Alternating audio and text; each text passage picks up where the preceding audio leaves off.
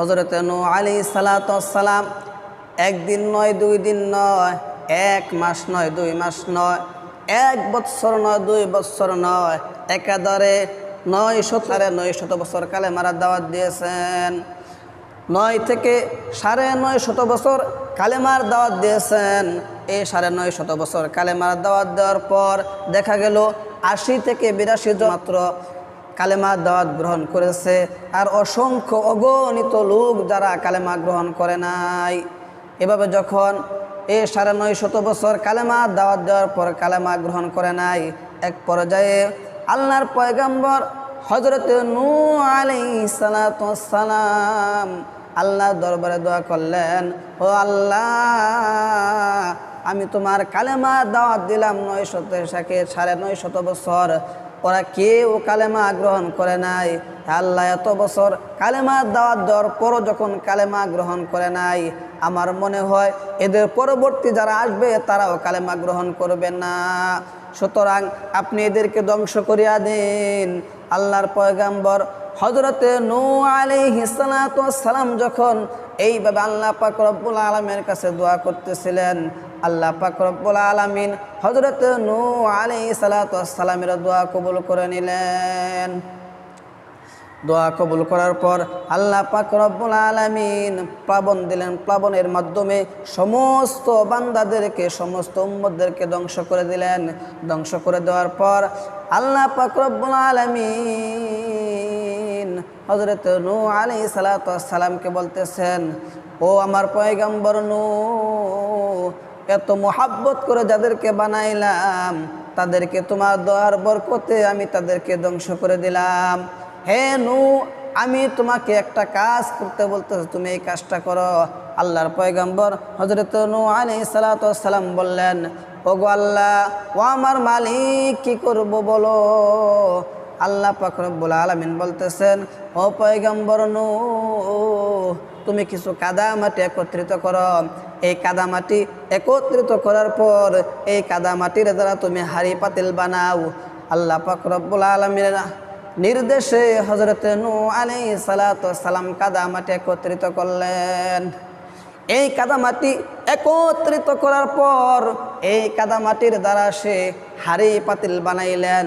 এই হাঁড়ি পাতিলগুলো যখন বানাইলেন, বানানোর পর আল্লাহ পাক রব্বুল আলামিন বলতেছেন, ও পয়গম্বর, এই হাঁড়ি পাতিলগুলি তুমি সারাদিন রৌদ্রে শুকাইবা। সারাদিন রৌদ্রে শুকানোর পর যখন বিকাল হয়ে যাবে, রাত্রি গনিয়ে আসবে।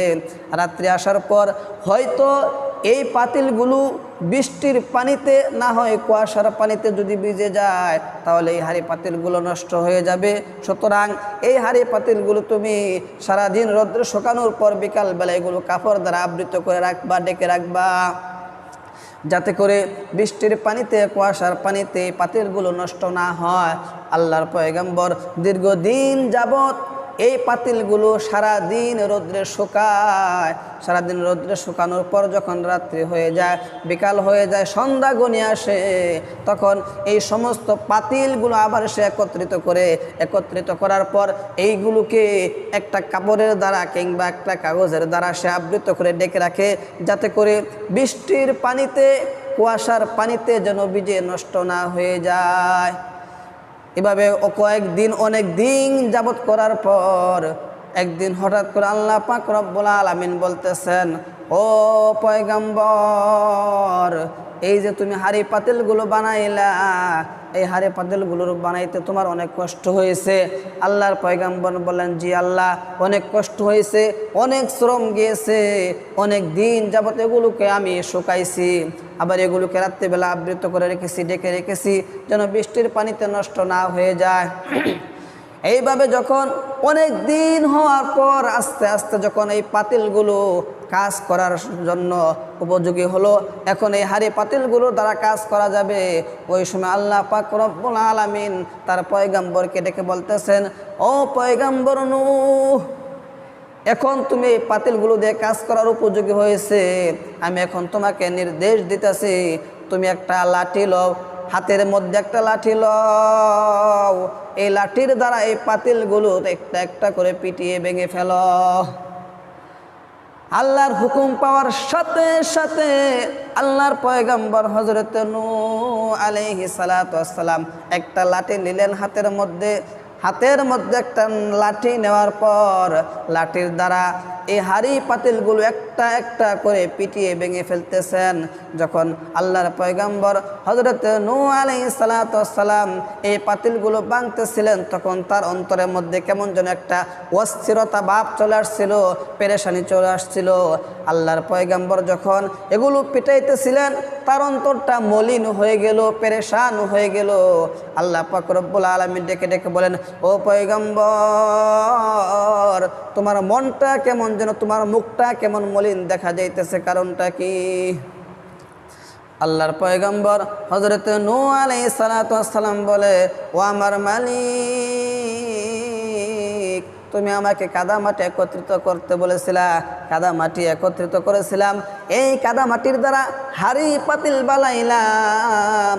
অনেক দিন যাবত আমি হাঁড়ি পাতিলের পিছনে মেহনত করলাম। মেহনত করার পর যখন এই হাঁড়ি পাতিলগুলো স্বয়ং সম্পন্ন হলো, স্বয়ং সম্পন্ন হওয়ার পর তুমি বলতেছো এই হাঁড়ি পাতিলগুলো ভেঙে ফেলার জন্য।